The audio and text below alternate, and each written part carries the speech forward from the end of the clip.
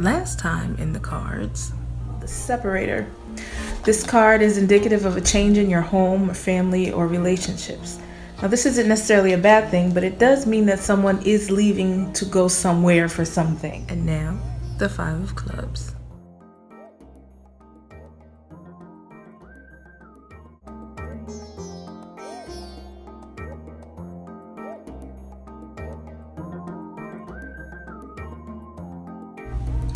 Hello citizens, and welcome to Crazy Town. I am your mayor, Minister Danielle K. Anderson.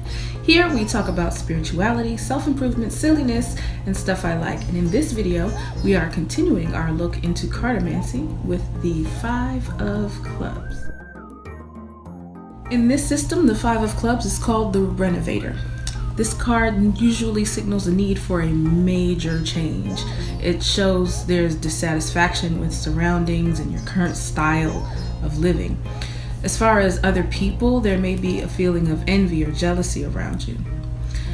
This is a good time for a reset. You make new plans, pick up a new hobby or creative interests, or you could pick up old ones. Finish a project.